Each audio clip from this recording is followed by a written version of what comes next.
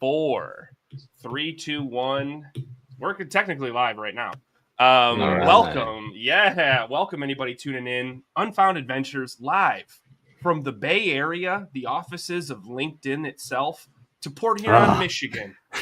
The midway on the seaway, as people call Port Huron, Michigan. And if you're asking yourself, midway on the seaway, midway to what? And you're not on the sea in Port Huron. Why? I don't know. That is literally Port Huron's town slogan. Doesn't make any sense to me. Welcome. What's up, everybody? To this Facebook Live that we're doing, Unfound Adventures. I'll be your facilitator host, Dylan, along with my partners, Matt Emery, Evan Winston. And today we are going to be learning how to draw a comic character. So come one, come all. When you join us, whether you're on Facebook, whether you're on Instagram, whether you're on Twitch, or whether you're on YouTube, feel free to go in the comments, say hello, let us know where you're from. That being said, Matt, how are you? I'm great, Dylan. Thanks for asking. Feels good to be working on books again. Yes, it'll be one of the things that we announced, but Matt and I working on chapters 4, 5, 6 in the comics with a slight shift to it. So we'll be talking about that. I love being able to work in this. Yeah, because we've had kids come up to you that are like, what are James and Joan going to talk about? And it's like, quite frankly, they grilled me with questions, and I was like, "Ooh, I got to get back in the right headspace," because it's been a little while since we've done comics, and they were asking really heavy-hitting, punchy questions, which shows me, hey, the fans want the story to continue. We're gonna make it continue. Especially if you can't answer it, you're like, oh, shoot, I should figure out. No, we do know what they're going to talk about. It's already been plotted out. Now we just need to write it. Matt's doing an incredible job writing. And look at Evan, you're done. These are great characters. Yep, I feel like I've learned. How are you, man? I'm all right. And these are great characters. I resent that. Circle, square, and triangle are some of the best children's TV that's out there today. I'm good, thank you. Going through a lot of changes lately, so it's nice to get some time in to just kind of sit and draw and talk about drawing and talk about characters. And my goal here is to really help people who are into characters, not necessarily drawing themselves. There's no experience required here, but people who like reading, people who like stories, and really kind of spark some additional layers of interest in appreciating good character design and what goes into character design, as well as maybe some strategies for helping you unlock some of that creative energy yourself, whether it's doodling in a work meeting. I used to do that all the time, or just used to, right? Or just popping out an idea on paper that jumps into your head in the middle of the day, and not being afraid to do that, not being afraid to put pencil to paper, because if you can do this, you can draw characters. This is really all characters are, and that's really a lot of what I'm going to talk about. If you can draw a circle, a square, and a triangle, you are perfectly capable of making characters and making comics. We will be the judge of that today. So welcome, everybody, as you start filing in. Evan's going to teach us how to draw, and Matt and I will be drawing these characters ourselves. So I told Matt I already have 3 pencils in hand, just in case I run out of graphite, or if one of these runs out of juju.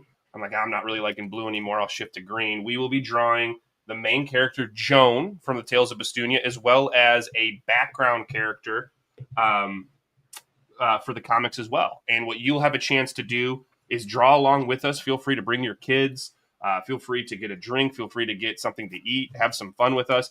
And feel free to send us your pictures in the comments. What Matt will do is... please do. Matt will be taking those pictures, throwing them in our personal Slack space, and Evan can be sharing them. And Evan can kind of give his thoughts, do what he calls redlining, give some edits to it. I will be doing this. Matt will be doing this as we go through it, so I'll be taking pictures. But yeah, so I'm trying to think, before we dive in, any updates you might want on us, Unfound Adventures. We talk about the power of imagination, creativity, and storytelling. We want to help you connect deeper, not only with yourself, but with your loved ones, whether that be your kid, friends, whatever. And you can follow us on all social platforms. We're on TikTok, Instagram, YouTube Shorts. We're on Facebook, pretty much at Unfound Adventures. We've now put out 8 pieces of creative works from novels, thanks to the great Matt, short stories, thanks to the great Matt, a series of comics, 3 of them out, thanks to the great Evan, 2 children's books, also thanks to the great Evan, and thanks to the great Tyler Wagner, who sparked the idea. This whole thing with Unfound Adventures is we want to be able to take ideas from you all, our followers, and put them into our world. So you can see a bit of you in something grander. So if And you none ever of us have, would be here if not for the great Dylan Bach. yeah, dude, thanks. I was fishing for that. I appreciate that. So if you're here and you're looking to draw yourself, you're looking to create yourself, you're in the right place.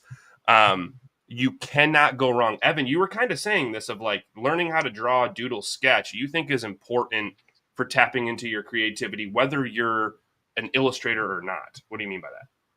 Oh, absolutely. I mean, there's so much that goes into illustrating and making the kind of creative decisions that go into putting a picture together. That it's a really good creative exercise, a really good creative workout, whether you're solving, product problems as a software engineer or actual artistic problems as an illustrator. There's a lot that goes into it, and a lot of the trade-offs that need to be understood, a lot of the discipline that needs to be brought to bear in order to make those decisions and know why you're making those decisions, that it really lends itself to absolutely anything that you can do. Being able to communicate your ideas visually is an essential, in my opinion, like cognitive exercise. You don't have to be good. You don't have to like the pictures that you make. You can kill them with fire after the fact, responsibly, please. But just the act of doing it, of getting your hand, putting pencil to paper, really does a lot for you and that creative cognitive muscle. So I would advocate for that any day of the week. And you're doing a great job drawing Doug. So Doug's here. Nice to see you, Doug. This is a great picture of Doug, nose and everything. No, I think what I heard there too is like, I also love the fact of tapping into different parts of my brain, right? I'm not the illustrator for Unfound Adventures, but to be able to try this, create a character, I'm tapping into parts of my brain I'm not used to using. Look, we got friggin' Sam here as well. To you this is Doug. To me this is I don't know. Let's see. Like, who is this to you, Matt? I haven't landed on it yet. It's still being developed. To me, it's the guy like making eyes at you from the Peloton. So it's just I don't know. It just kind of came out, and it was a fun idea. But can we rework that idea? Can we find some other kind of statement to make with this guy? Yeah, pretty easily. And that's part of the fun of it. Like let's give him a big cowboy hat. That also, I mean, I hate to go further into this, but this also sounds like Doug. All of this, that guy staring at you across the bar on the Peloton, that's Doug. Cowboy hat, that's Doug. If you're here, you're tuning in. If you're new to drawing, you're like excited to learn to draw, tell us in the comments. That would probably be Doug. If you've been drawing for a while, let us know. I see that Sam's here. We want to see where everyone's at level-wise. I am brand new. So I'm drawing, but when I draw, I am drawing storyboards to give to Evan later that are very good. So this is my level of drawing, if anyone is curious. Whoa. Wow. Great job, amazing. Dylan. Thank you. Yeah, I don't know what you need me for, to be honest. No notes. No, but I'm here to draw. I'm here to learn to draw better. And I'm sure there's people that have already been drawing for a while that want to learn to draw better. Well, our hopes is to see how this goes, answer questions that you might have. There's no such thing as a bad question. Feel free to throw them in the chat. That being said, Matt, is there anything else you think we should chat about before we just dive into character creation with Evan? No, let's dive in. I think let's give the people what they're here for. So everyone, get your handy dandy Excaliburs ready. That is your pencil, and have something to write on. That would be a piece of paper. And we'll dive in. Like, last thing before we dive in, who people are learning from. Evan, you've been drawing your whole life. You never ask a man his age. How long have you been drawing professionally? About 12 years, I'd say, is when I got my first actual contract that paid me money to draw. What's some of the works that you do in the last 12 years? I've done visual development for animation. I've done frame animation by hand. I've done illustration for all things like marketing collateral, cards, book covers, comics. Yeah, so it's all over the place. There's a lot of work out there to be done in the Yeah, art any and work publishing out space. there you have that we might know personally, like any of us may have Aside from seen. Unfound, yeah, of course. Yeah, aside from No, Unfound, anything else out there? probably not. Okay, all right. Probably not. It's possible, it definitely Yeah, is, but I don't like to drop that particular line in the water. yeah, yeah. That would be horrible. No one wants that. No one would want to. And we would never do it to you if anyone here has watched Kung Fu Panda 2 and no Master Rhino's flying armor. No one's going to drop that. No one wants to drop that Definitely for not. you. No, no. Before we dive in, we already have our first question. Frank, what's up, Frank? Do you think when you're learning to draw, Evan, it's important to have techniques for drawing things, such as hands, noses, mouths, or even this cowboy hat of yours? It's helpful. It's helpful. So those are what we're talking about at that point when we're talking about technique. Is really like polish, and that's like the last 5% of any drawing or any composition or any visual statement.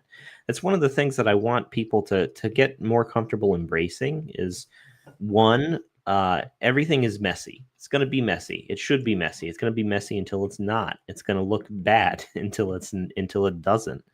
And that's okay. Like a lot of students who start out drawing or are early in their careers, they're very, very precious with every drawing that they make or every design that they come up with. And that's not the case. It's like if you're writing a paper or a book, you write a rough draft. And if you end up having to delete whole paragraphs, that shouldn't give you as much grief as me, deleting this man in the cowboy hat.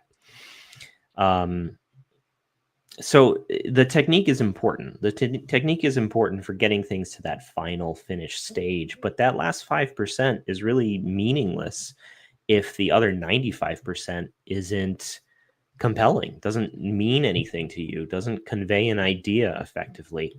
I always come back to the idea, the visual idea of Batman, which is extremely simple. This does most of the heavy lifting. Like we know who Batman is, we're familiar with him, but this simple silhouette does so much of the work that makes Batman Batman or makes Batman recognizable or even gives you an idea. This is probably someone we should be afraid of. That's Batman's whole thing, fear.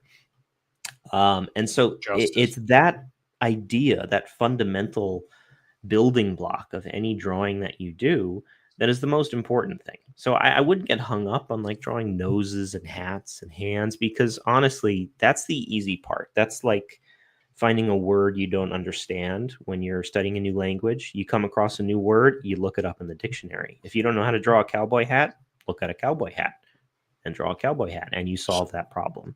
So would it be correct in assuming it's like when you have the foundations and these rough sketches and you're able to get that down first, be rough, be messy, then it becomes a lot easier to add what, potentially Frank's asking here, like the techniques of noses, hands, and things like that afterwards? Yeah, completely. The blank page, the Great question, imagination part, though, that's the hard part. Figuring out how to correctly draw a hat in this angle is a very easily solvable problem because all you got to do is look at a hat in that angle and you've got the solution right there in front of you. Can we go over one final question and then we have another one for Matt in the chat? One final question before we jump in, because we're all getting ready to learn to draw a character. We're getting ready to learn to draw Joan, or we're getting ready to learn to draw a side character. How do you get over yourself if you're me, wanting to be a perfectionist with it, right? I think it was one of the things we talked about before we went live is like just learning to get over yourself is half the battle. What would you say is the best way to do that? Starting traditionally, with traditional media is a really good way. I'm pretty agnostic when it comes to drawing in pencil or drawing, in pixels like I am right now. Digitally, it's really easy for me to just delete a layer or delete a piece. But if you're drawing physical pieces, it's that much harder to like throw away a piece of paper or crumple it up. Yeah, I see you, Dylan. Props to you. Everyone, flowers to Dylan for drawing in pencil and paper. And no, I'm saying I have an eraser though. Okay, good. You got an eraser. It can be that much harder to throw away a physical piece in front of you. And flexing that muscle, getting used to that sensation of, this is fun. I learned from it. I took what I'm going to take from it. I don't need to hang on to it.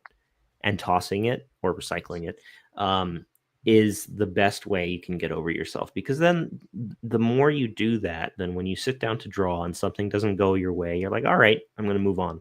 To toss it, move on. It's like writing a bad sentence, or it's like, you know, you're handwriting something and you skip a letter.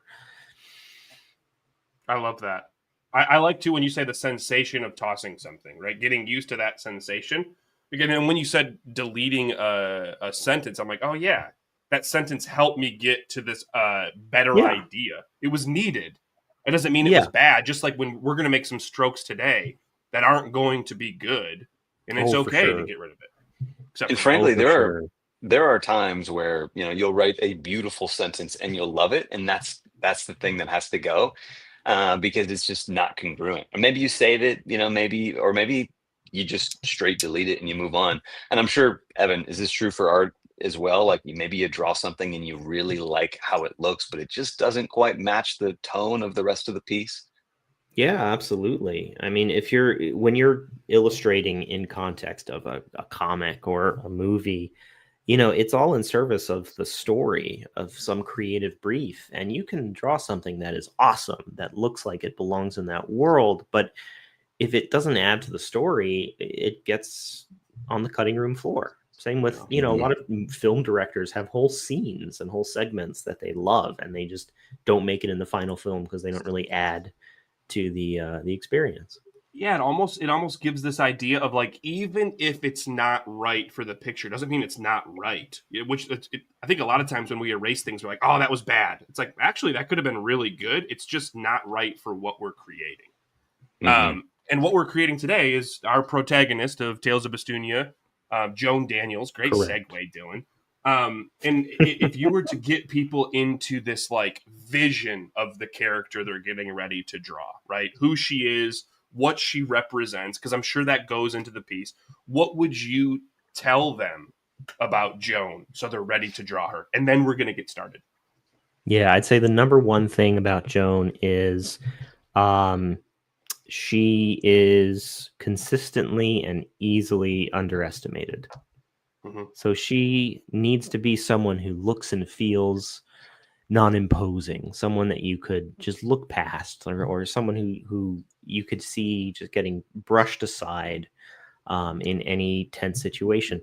She's not, mind you, but that's part of the design. She needs to look like she could be easily bowled over and then surprise you when she unleashes the fury of 1,000 suns.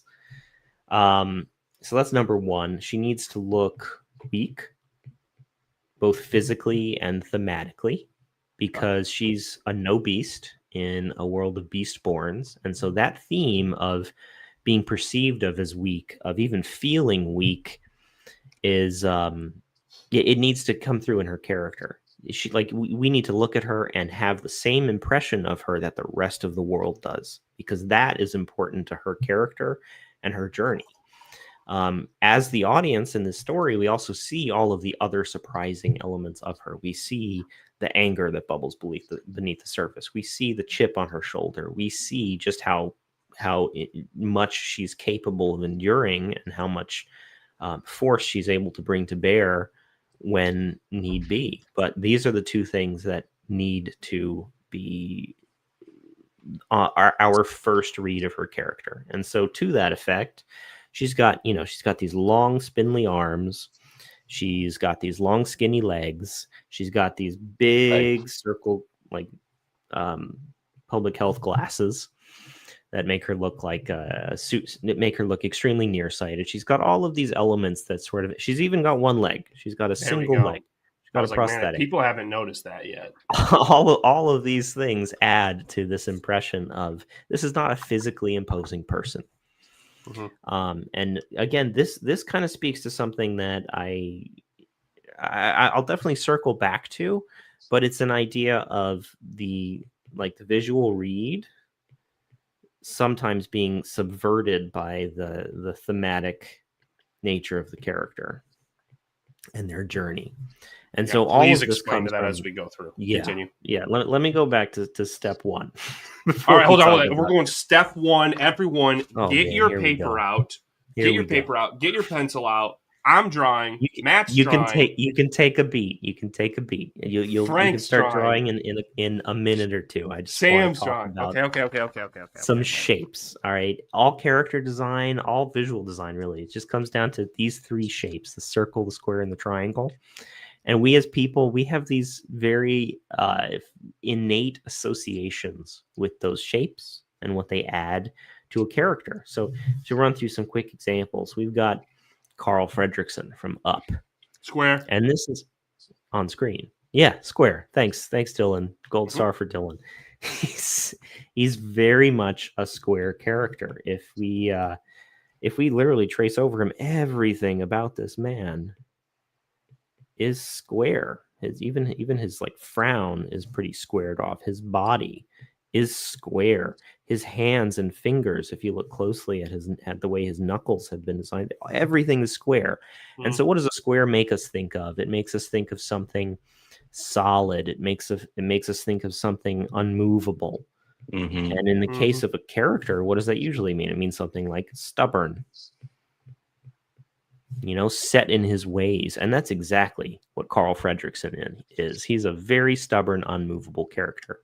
Now, the fun thing is they subvert that a little bit with the inclusion of these tennis balls. These nice, circle, cushy, circular tennis balls. They're this one element, that and his nose, I'd say, that really stands out among all these squares and just gives that one touch of circle, of roundness, of softness to him, because he isn't actually unmovable, right? He does have a heart of gold in there somewhere.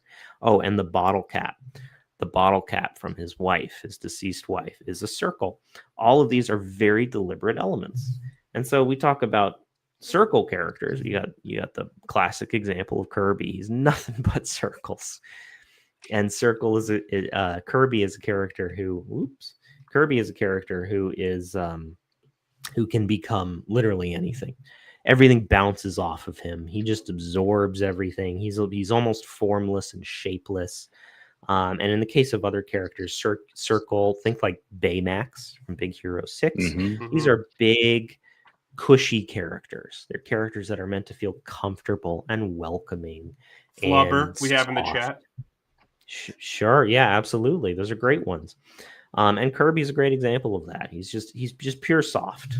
There's nothing about him that is hard or pointed or sharp in any way. And then you've got the triangle, which is basically every Disney villain ever, but triangular characters. These are some of my favorite because villains are everything. Someone like Jafar.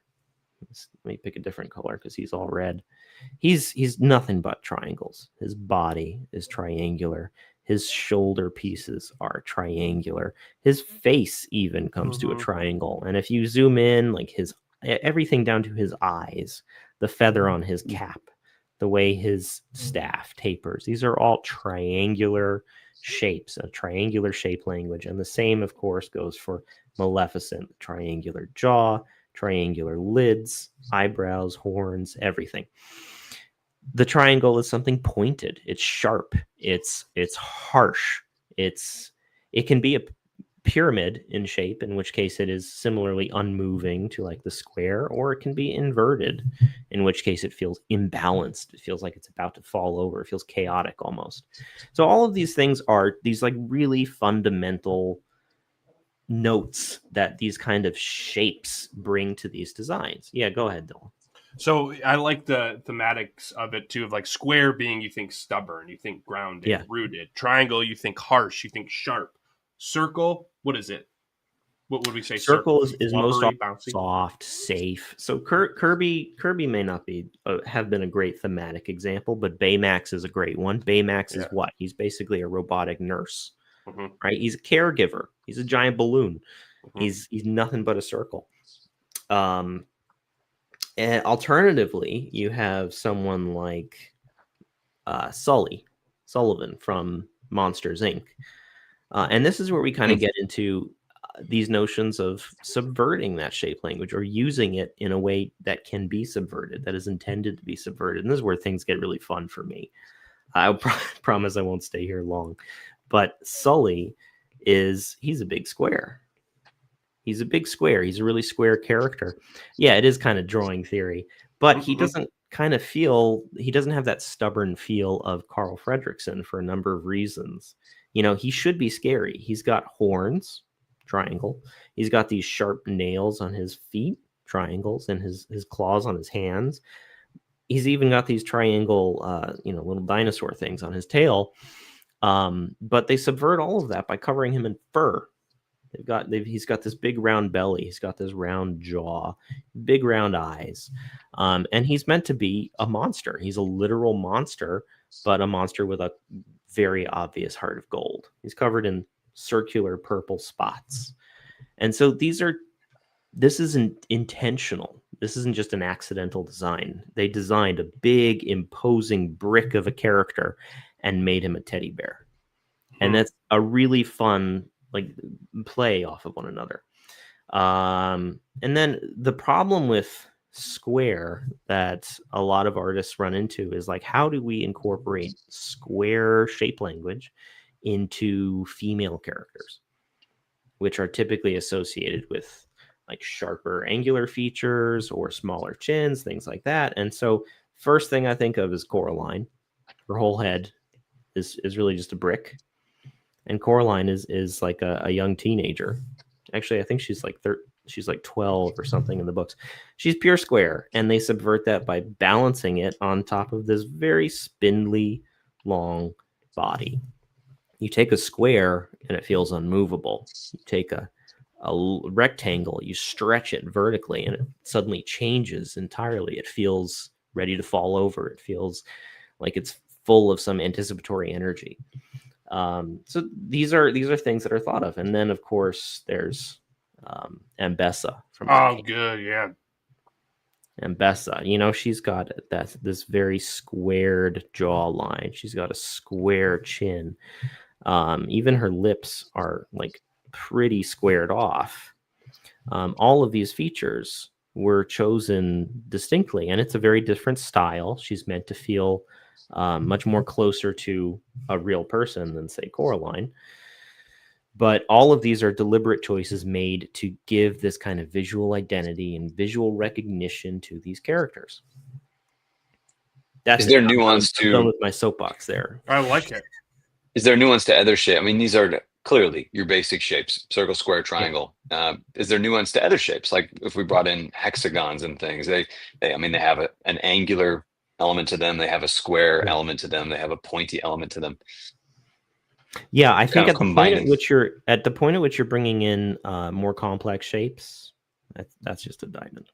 At the point at which you're bringing in that's just more complex shapes, rotated square. That's just a rotated square. At the point at which you're bringing in more complex shapes, or like the pear shape. In fact, next to Carl Fredricksen, the boy Russell, he's basically a pear. He's a very pear-shaped character. He's got these tiny little legs and this top-heavy body with this big face and his hat. And he's just this very pear-shaped character. And then, of course, you've got like the genie from Aladdin, very pear-shaped. He's got his head, little beard, he's got these big arms, but he's very rounded and he's very pear-shaped. And alternatively, you've got the Sultan from Aladdin, who's very bottom-heavy. And he does have this big hat that kind of counterbalances that. But he's very like this bottom-heavy pear shape. The teardrop. So all of these are like compound shapes. At that point, it's a deliberate mix of multiple things. And I think more about like the fact that a triangle is this sharp, acute angle, whereas a square are these right angles. It's more like how are you using that shape language in conjunction with others?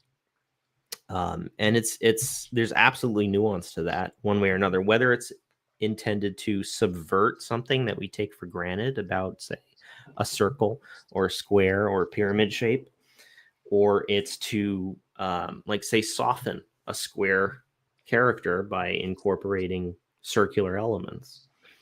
Or in the case of the Sultan in Aladdin, it's very much to make him feel, like an older, silly, someone who's let himself go a little bit, and that's exactly what he is. He's a bit of a nonce, you know. He's not a very witty character. He leans too heavily on his Grand Vizier Jafar, and that's basically what allows the kingdom of Agrabah to be taken over.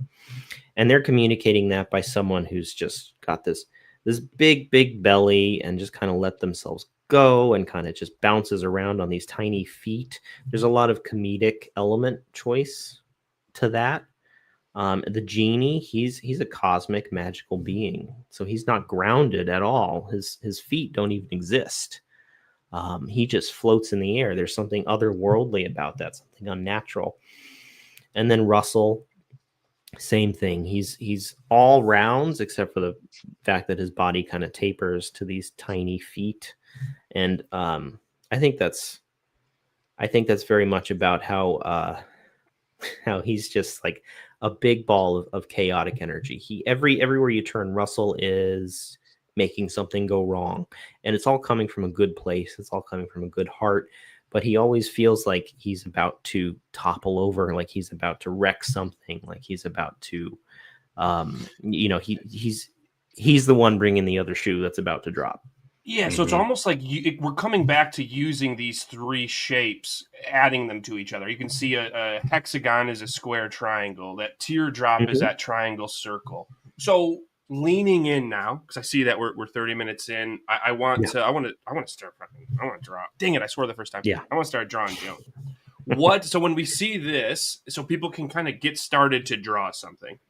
Pencils ready. Yeah. What would you say we're starting with these shapes. What are the first shapes that we should be thinking of when creating Joan?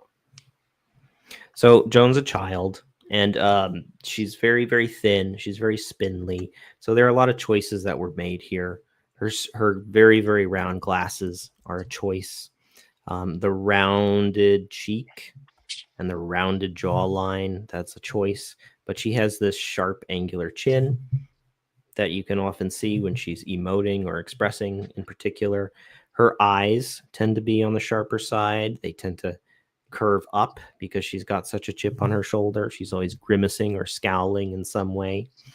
But she's got this round nose that is really indicative of her youthfulness, her youth more than anything. Like she doesn't actually know anything. She's never left home. She's everything that she's experienced has been not in her head, but it's been she hasn't yet seen the real world. And as she grows, I'm really looking forward to exploring changes to her character design as she gets older and stronger. I'm excited. She also wears her hair differently in some scenes, but I wanted to keep these sharp angles to her skull. I wanted to keep the top of her head very flat. As someone who doesn't really stand out in a crowd, but she also just kind of bears the weight of everything that falls on her shoulders, and all of this on this very skinny body. So these are thematic choices that were made in her design, and you can take them with a grain of salt. You can say like that's crazy. This is like high school English class where we're looking for meaning where there isn't any, but. I don't know. I don't believe that. I feel like there's meaning. I also think having these foundations though does help. Even starting to look at characters through the lens of circle, square, triangle, and the themes makes it less daunting to be like, hey, just draw this character. You know what I mean? Now it's like, oh, okay, well, here are some starting points. So starting with Let's draw Joan. Let's draw Joan. Let's draw Joan. You look through my awesome segue I was trying to go for there. I know where you're going, and I'll beat you there. So we always start with a circle, and this is meant to indicate. And I would say this: draw light. Don't be afraid to draw over yourself. Don't be afraid to erase or just draw a darker line when you mess up. And don't be afraid to let it get messy. So I always start with a circle, and this is meant to be the form of the skull. The best thing that you can do is try to find that center line down the circle. And we're going to draw her looking 2/3. Let me flip her so that we can draw her more like this. I'm going to draw the center line down the circle. Okay, this is the first question. Quick answer. To me, that's not center. So what do you mean when you say center line?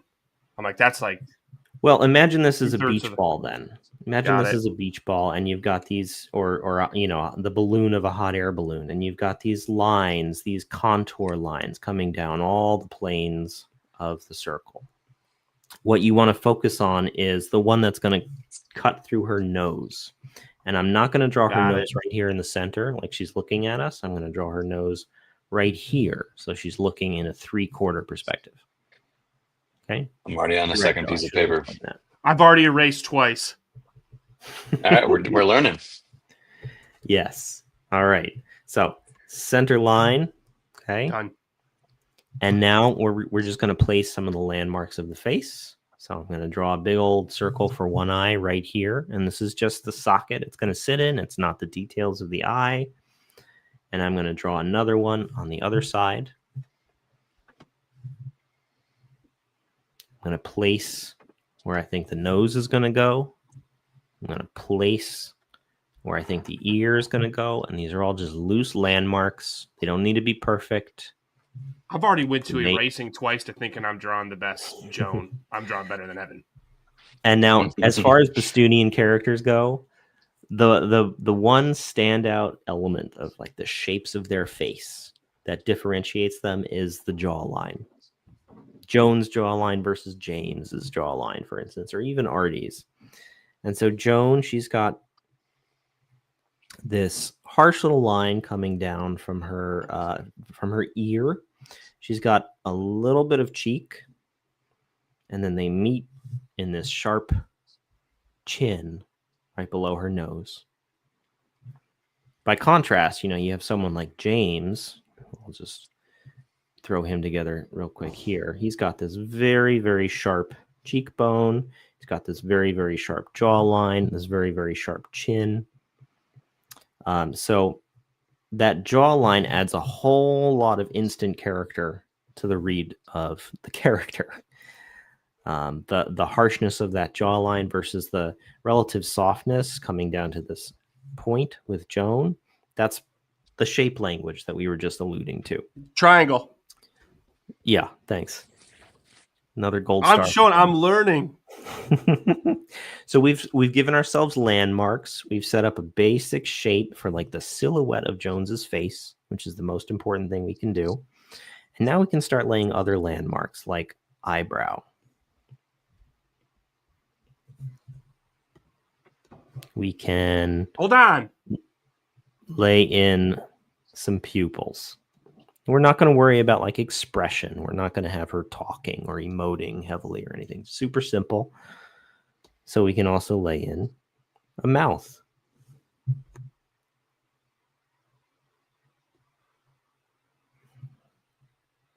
Okay, and now we can start laying in the foundation of those hair shapes. And so I'm going to overdraw. I'm going to draw through my shapes a lot, just so I can make sure I'm getting the kind of flow that I want with her hair. What do you mean when you say draw through your shapes? Yeah. So if I were to draw, say, a square, and I wanted it to be a certain way, I would draw through my shapes like this. And then I can always come back and erase the overhang of these marks. Especially when you're dealing with something like arcs, like a cheek, drawing through can give you a lot of movement and help you capture a lot of the gesture of some of those marks without having to worry about, this is where my pen needs to end, or this is where I got to lift my pencil. Got it. Just draw through it. Just draw through it. Because what we're going to do next is we're going to go and we're going to darken the lines that we want to keep, essentially. And our eyes are going to pick up on that. And of course, if you were doing this for like to publish in a comic, you'd be working a little differently. You'd have the materials that would help you completely clear away all of those construction lines. Right now, though, we're just having fun. We're just practicing. So I wouldn't worry about it. I mean, right now, anyway, I'm thinking back to I can Joan. draw a comic. Yeah, you can. Totally. So we've got all the basic landmarks of the face. We've got the basic landmarks of the shape of her head and hair. Change my mind. I can keep on carrying that through. And her hair does this thing where it curves around in front in this sort of almost ball, this arc, curves back under her eye.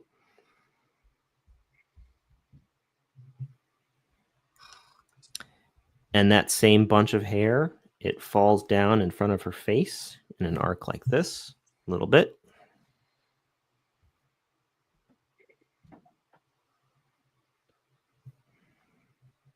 And once again, last arc, we're going to start from here.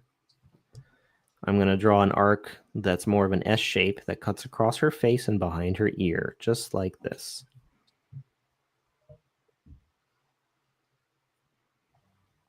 Ooh, nice. Sounds like somebody messed up. Nope. Going strong. No, Nailed it. I no drew points through for Ravenclaw. I'm Hufflepuff. You know what's funny I is think I'm winning. I grab these markers to draw, and I open up the cap. I don't know what they are. There's nothing. They're not color No, wonder. I'm seeing What those. What is this? I've seen those. Oh, are those inkless markers for like car rides with kids? Roads Yeah, will I know love those. them. Yeah, they're certainly for roads. They're not doing anyway, a great job. we've already got the majority of Joan right now. Like this is the statement. And if I were drawing a comic and just penciling in the pages, and I needed to draw Joan in a scene to see where's she going to go, how's she going to be? Oh, excellent work, guys! Thank you. Excellent work. Who would you Then say we're is already more excellent? we're already like 60% of the way there. I mean, what we can add now is her ponytail. You're halfway between Joan and Pickle Rick. I literally was drawing mine. I'm like, I think I'm drawing Morty from Rick and Morty right now. Yeah. Oh, jeez. It's always a good idea to give your character a neck, so she's not. Wait! I was making fun of myself. I need to figure out where. Sorry.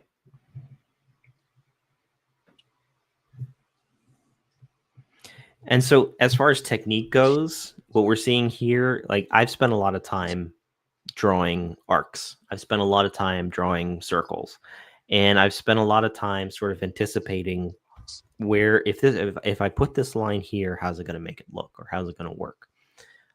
That's the technical side of this that you can absolutely hone and practice and work on. But I wouldn't ever want that to exactly. Great job, Dylan. Thank you. Hold anybody back from giving it a try and having fun. Oh, you're doing great. You're doing great. Wow, way to make fun of a friend, Matt. Have that line of her hair lead into the jawline. Shamed the artistic talent right out of you. Oh, yeah. So that would be another good example of drawing through if you wanted to do that. Okay. Boom. Nice. Yeah. Better? Looks great. Holy shit. Oh, jeez. Stop. You're teaching all these people that are here that you could just make fun of your friends when they're trying to draw something. You're right. Okay, so we've got the landmarks for the face. We've got the rough draft. We've got everything. So, Matt, Dylan, this is looking great, guys. No shame at all. If you were at this point and you wanted to refine it, and you're like, the eye is too far in this direction, the jaw is too big. Me, be less direct to me next time. I'm not trying to be direct. This is the stage where you can go and fix things, and you're not having to deal with a fully rendered picture that you've spent 20 minutes on. This is the rough draft. This is the drawings in the sand, where if you need to just and start over, it's been like 60 seconds, guys. You can draw her again, and she'll be better the next time. Which is why this is the really important stage, because this is where you can move things around. This is where you can make those decisions and be like, nah, I want her face to be more narrow, whatever it is. And you haven't invested that much time or care into it, which is why I say things like this is the most important part, is the most important stage. Now, that said, once you get to a landmark, a rough draft, a little map that you're happy with, that's when you can start getting fun, having fun, and laying in some of the details that make a character, really fun to look at in the final form. So we can do things like give her eyelids. That really helps. Real quick, where we just were, for anyone like following along, this would be a good time to like erase, redraw things, because you've kind of given yourself the foundation of these shapes. to be like, oh, okay, now I'm seeing all this. Now I can sit back and look and say, okay, what needs to be erased? Because I at least see where all my foundations are. Exactly. Yeah. Okay. Exactly. Rather than building the house and then realizing that you built it 4 feet to the left of where it should be. So we can start doing things like defining her eyelids a little bit more, and that helps give her a lot of life right out the gate. Or that line under her nose. She's just got this simple C under her nose that defines that nose. She doesn't have a whole lot of detail to that. And then the ear, I keep her ear super sharp, kind of like a slightly rounded triangle.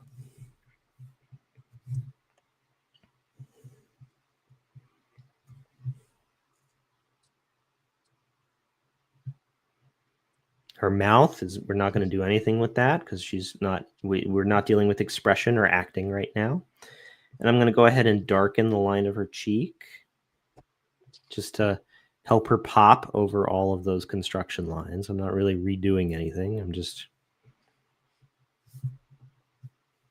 I'm doubling down on the statement that we've made. And you can do things like add some more shape to her eyebrows if you want. I like keeping her eyebrows angular sometimes. These are the original drawings of Joan. She's definitely gone through some shifts over 3 comics now. Well, I think hearing that too is kind of cool for anyone as they start out. Is like, oh, we've done 3 comics and Joan's already went through changes to the illustrator, right? It's not like this job to be perfect every single time you draw her. Totally. It's not even just perfect. Like at some point I made the decision that she was going to have more of a cheek that juts out. Whereas here, she's kind of all forehead, leads right into her cheek and down to the chin. But at some point in drawing her in the comic, I gave her a little bit more of a cheekbone. Got a question from GZDRE4EV. If it's something else, I apologize, man. Could your drawing skills like this transfer over to a different job like courtroom artist, police sketch artist? Absolutely. I mean, we're laying in the foundation for a very stylized character, a character that's, the star of a comic book. But the same principle applies for drawing a person really quickly. And all of us have seen caricature artists at the fair. Great have job. Have you seen this woman? You're drawing really small. You're drawing really small, man. Hey, are we here to judge right now? No, not at all. I think small is great. You do you. Thank you. He doesn't want to run out of graphite, remember, or juju. I need a new pencil after that. So I'm really just redefining a lot of those lines so that they pop from the construction lines here, helping her to stand out, helping the lines I actually want to pop. As far as like life drawing goes, all of these principles are the same. You start from basic construction, you start from the observance of shapes. All of these are the same principles and the same practices that you would employ, just in the pursuit of a different outcome.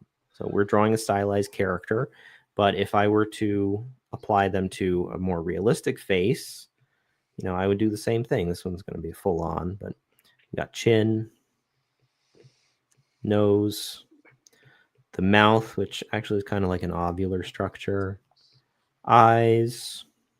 A what? Ovular, oval. Like the mouth, the lips, the whole mouth is more of an oval that we just kind of got it. Place the ears, skull, and then I don't know what their hair looks like, but I'm going to make something up.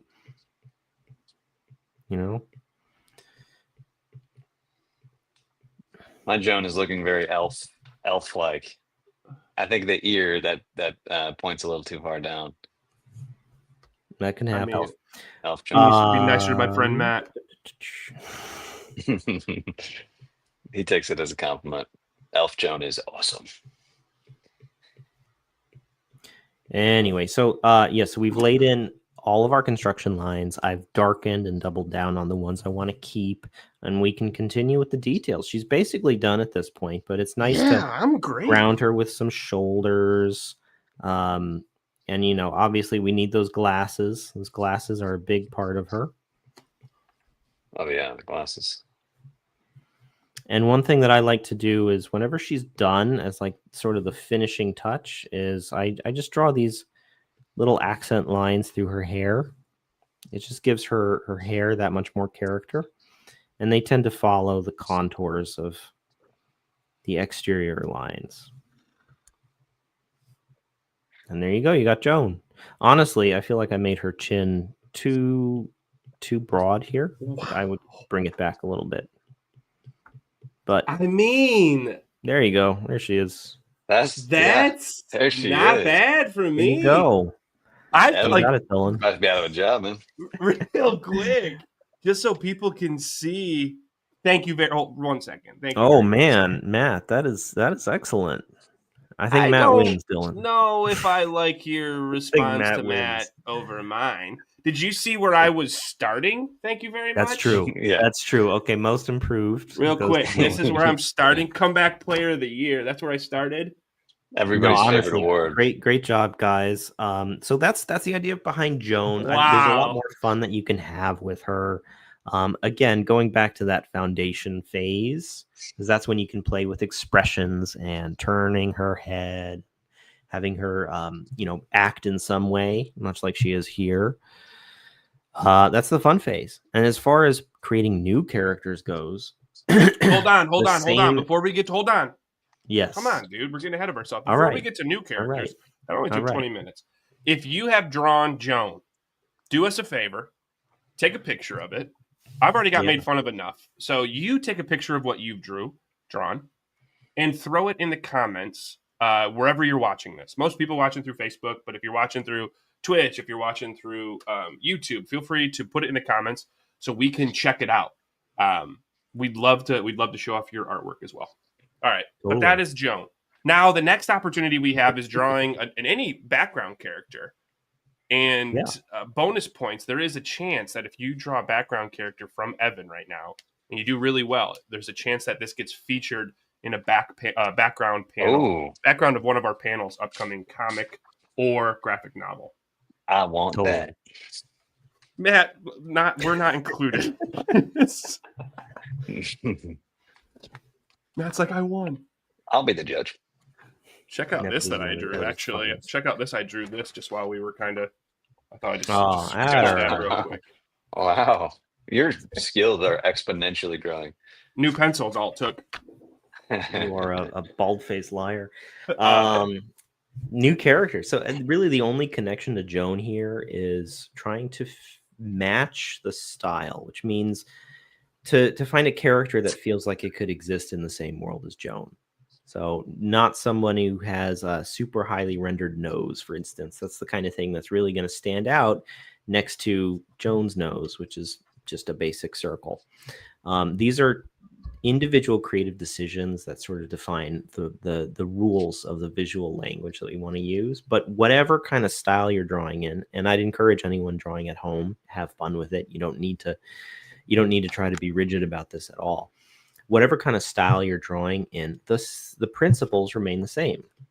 So if we were to draw some new characters, I'm going to just get started by setting myself up. I'm going to aim for like 3 new heads. Ooh. We're just doing heads today because bodies are a whole other thing. There's a lot that goes into it. It's really fun to spend some time just defining like the silhouettes of characters.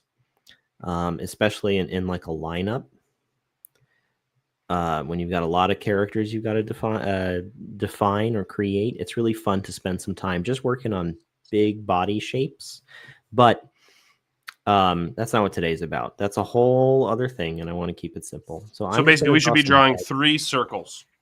If you want to draw 3, go for it. I'm drawing 3. You can draw 1. Draw 3. And we're going to do the same thing. I'm going to flip it now. So they're going to be looking to the left rather than the right. My first circle is the hardest thing for me to draw, I feel.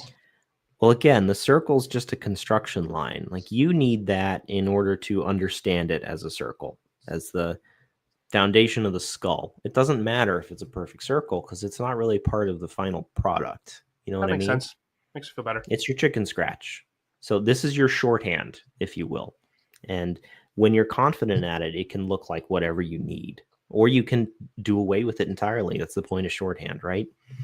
So I lay in the center line. That's going to cut through that nose. I'm going to just lay in my landmarks. Eyes, nose, ears. So we're looking the other way now. Yeah. Good practice.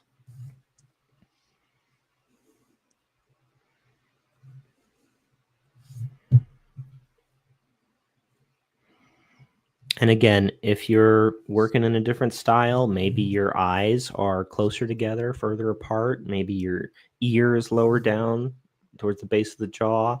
Maybe your nose doesn't look like this little button nose at all. Maybe it looks like something totally different. That's fine. That's entirely up to you. But once we've got the landmarks in, the next big one is going to be the jawline. And so I'm going to try for some 3 markedly different jaws. Holy you've done it for 3 people. Okay. Sorry, I was still on the first one. No, that's all right. You do you. Thank you. Don't let me rush you. So I'm gonna try one guy with like this almost no cheekbone. This is flat jaw. I'm gonna try another guy, another character here with a cheekbone that pops out a bunch and then sort of curves back on itself. Kind of like kind of feels like an old lady jaw. Maybe it will be, maybe it won't be. And then another one, I'm going to go for somebody with like this super muscular jaw again, kind of like our cowboy, but a little bit more, a little bit more of a crimson chin. Yeah, sure. Crimson chin. And same thing. Let's lay in some more landmarks, just those pupils for eyes. And already, despite the fact that we don't really have a lot of detail, a lot of specifics, we've got 3 very distinct feeling silhouettes, distinct feeling characters. Some that incorporate more triangular or pointed shape design, some that are a little bit more square. And I suppose I missed an opportunity with this guy. Let me aim for something that's more circle with this one. So I'm going to go with, yeah, we're going to keep this character nice and soft jawed, so we bring that circle into play. Okay. And once we have this, it's really just exactly the same thing. We're going to lay in a basic neutral mouth, and that can be high, close to the nose, or it can be low, further from the nose. It can be small, or it can be big. It's entirely up to you. We're just experimenting here. And we want to lay in some basic hair shape. So I'm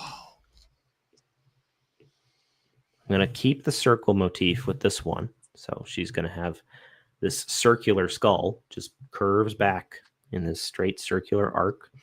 And I think I'm going to give her these like big circular ponytails or pigtails, whatever they're called, twin tails coming off the side of her head. And I'm even going to try to keep like circular feeling these crescent eyebrows.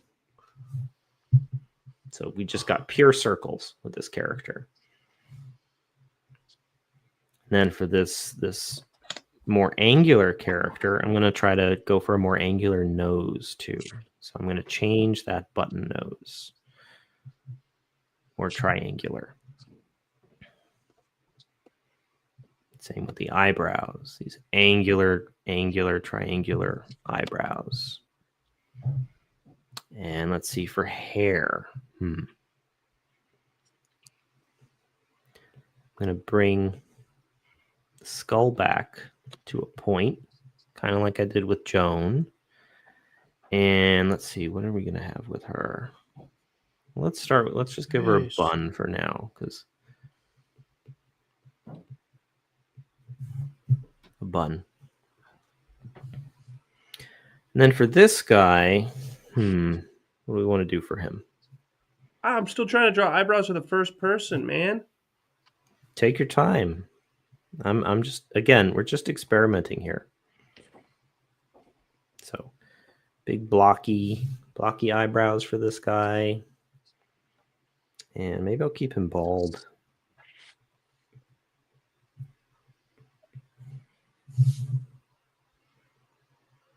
But there, in about, what has it been? 60 seconds? 90 seconds? We've got the ideas for 3 very, very different characters who all at least feel like they could kind of belong in the same world. Let's give them necks, because I really hate seeing like these floating heads. Yeah. Nice job, Dylan. I like my Joan better. I didn't say they're all going to be successful characters. Wow. I don't know if they will be. We're just trying them out. This guy's got a bigger neck.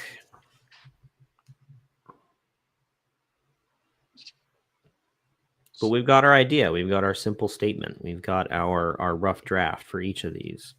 And now we can start refining. We can, which is the fun part. You can start making up details. You can start adding details. You can put one of them in a hat. You can design wardrobe elements, whether it's something like earrings.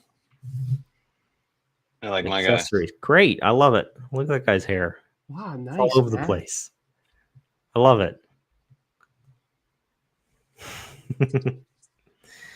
And so, yeah, I'm gonna stick with these the shape language that we've got for each of them, and I'm gonna try to give this guy blocky nose, blocky eyebrows. He's just all blocks. He's not a very complex man.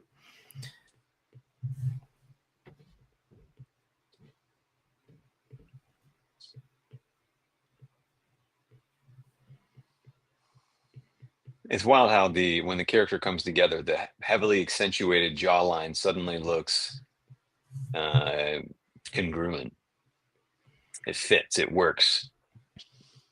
Yeah, that's the idea. Like, things don't look good until they do, and part of the challenge of getting comfortable with this kind of process is being okay with that. It's willing to wait to see the light at the end of the tunnel. It's not finding yourself unable to see the forest for the trees, because there is something coming at the end of this, a statement that makes sense. And even if it's not the best character, I don't like this guy's eyes. I'm going to redo his eyes. They're too big. Even if it doesn't make sense, it should be fun. It should teach you something. If something doesn't work, that's one more thing that you've learned that you're probably not going to use on the next character or on the next idea. So all of this is, crucial knowledge work that goes into designing the cast for even a background scene. Blocky ear.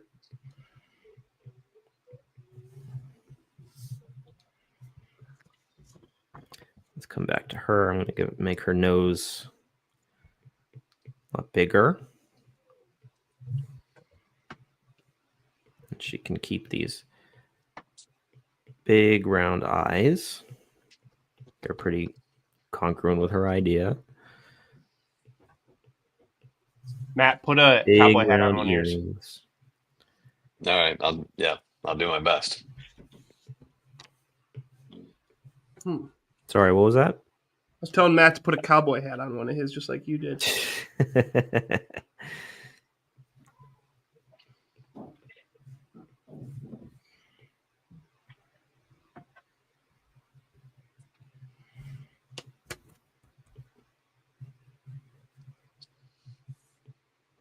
And there you go. Like, they're not revolutionary characters. Mine is. They're fun ideas. Oh, I like it. Nice. Thank you put you. him in glasses. Now he looks soft. Nice. Square. That was good. Square glasses.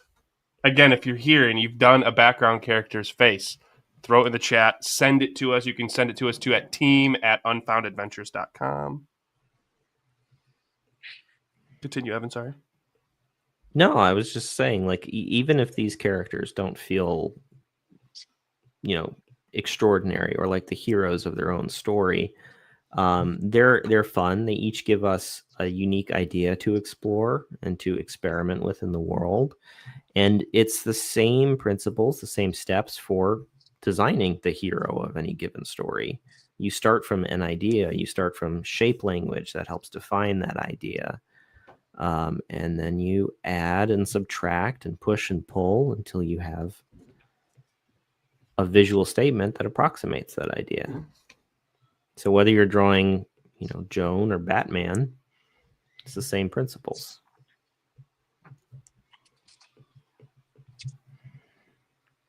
Oh yeah, love this.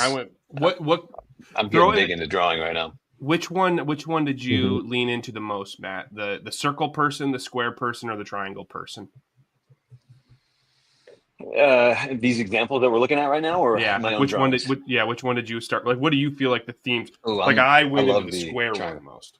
Oh yeah. Well, I don't know if I did anyone. I tried to bring all the shapes in different ways. Look at this guy. Look at this. I'm working on my cowboy hat guy right now. Background But character, dude. of these three that we're looking at on the screen of Evans, the angular woman is most interesting to me. Honestly, Yeah, I it's agree. like, yes, mine aren't perfect, which it's the whole thing that we're learning here.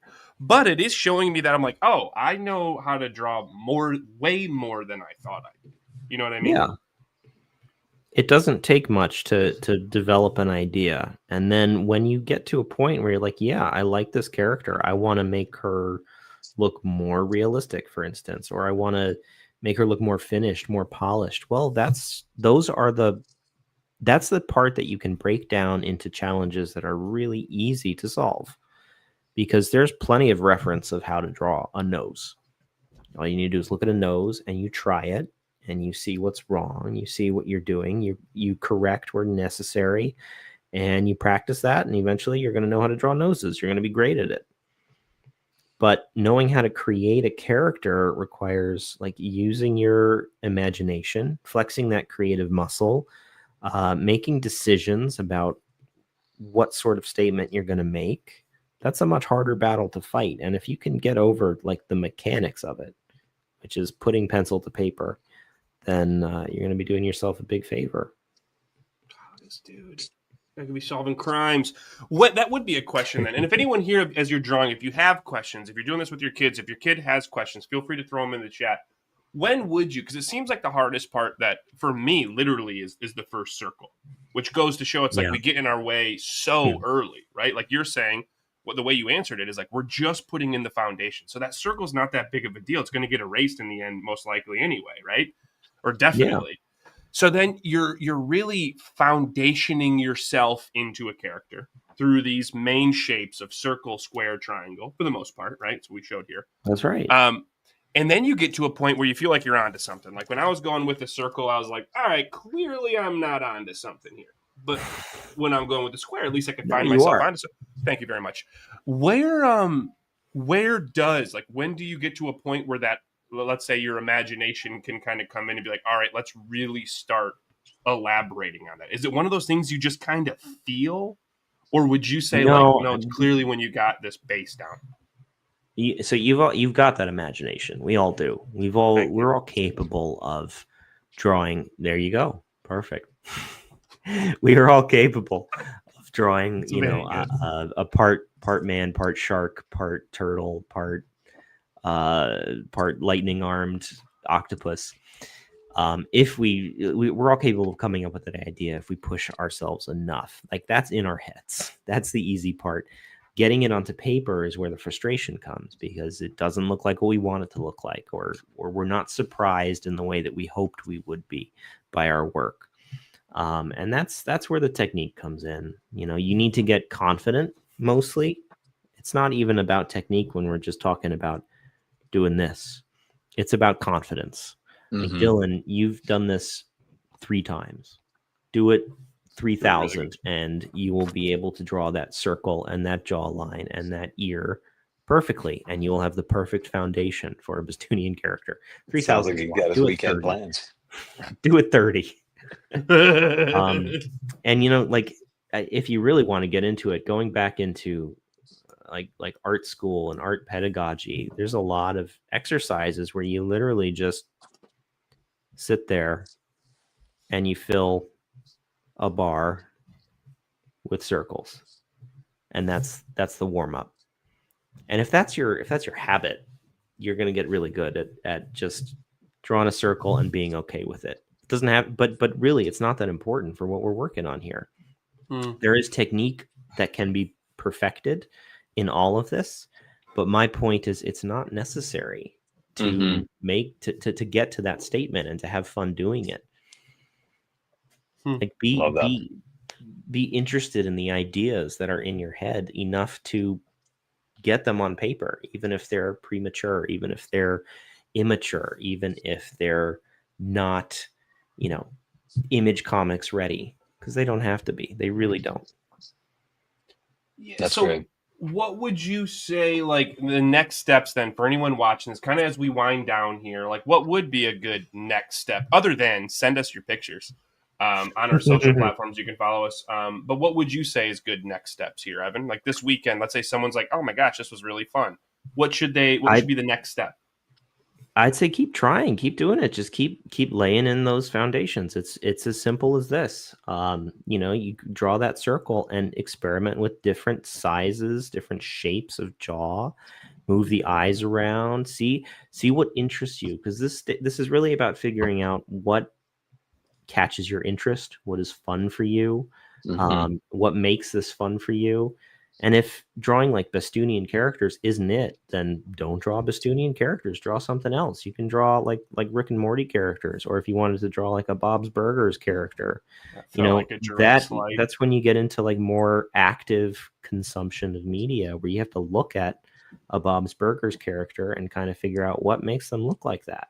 And that's fun because it's just breaking down shapes. And it also seems like a fun thing to do. I'm literally going through this and I'm like, oh, like Samurai Jack came to mind. I'm like, square, lots of square. You know what I mean? Yeah. It's like as you start watching your favorite animated movies, animated shows, start asking yourself, it's like, which shapes do you start to see in these characters? Because then it allows you to have a starting point when you want to create them yourself. Because we talked, again, just seeing we got an uptick in some of these viewers. Welcome, everybody. What's up? We talked early in this, when you're looking to create a character, it is starting with those foundational shapes. Circle, square, triangle. You talked about, yes, there are hexagons, but that's kind of square triangle. You talked about there's pear-shaped people, but that's kind of circle triangle. So as we start to get used to drawing these circles for faces, overlaying them with triangles, with more circles, or with squares, we can kind of back ourselves into starting to create some of these characters. Feel free to watch the replay if you want, and start seeing this in your favorite characters. What are they constituted of when it comes to these shapes? Is that kind of a... Yeah, absolutely. I mean, my favorite part of the whole shape language conversation is giving people a new angle by which to appreciate character design in the properties that they love, or the properties that they don't even know yet.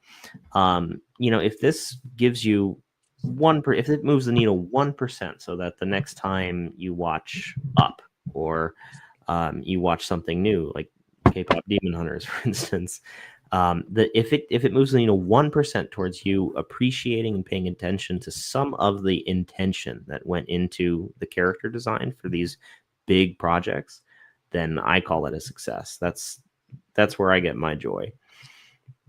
And it is going to help you be more confident in engaging with it and drawing your own characters, if you choose to. Oh, I love it, man. I love the work we did here today. Seriously, Evan, thank you so much. If you're here, you've been going through it, feel free to shout out Evan in the chat. He loves praise. One of the things I found out about Evan, his words of affirmation is high for his love languages. He needs this. But no, seriously, Evan, you are skilled, and you can turn, look at this, you can turn someone even like me into like, oh, I actually think I'm a better drawer than I thought I was.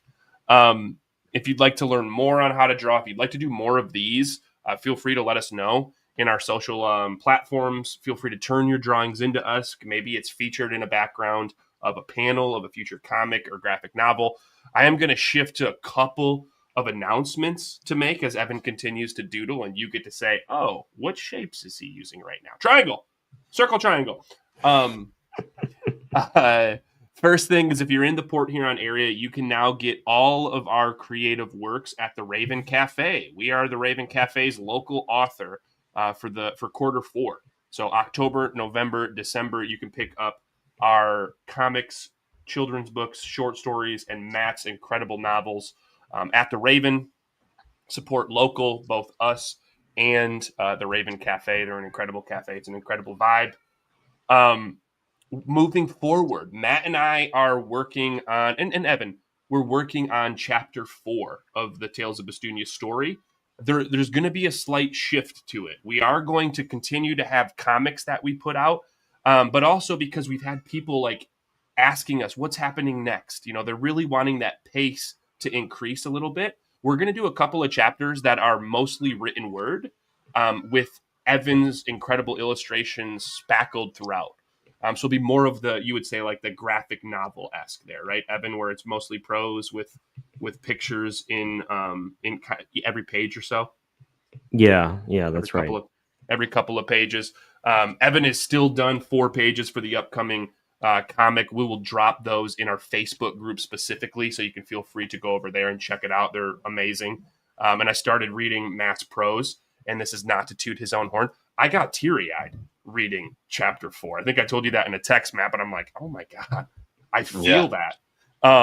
So I think we're really going to like where the story's going for both Joan and James's connection, as well as like seeing Artie and his growth.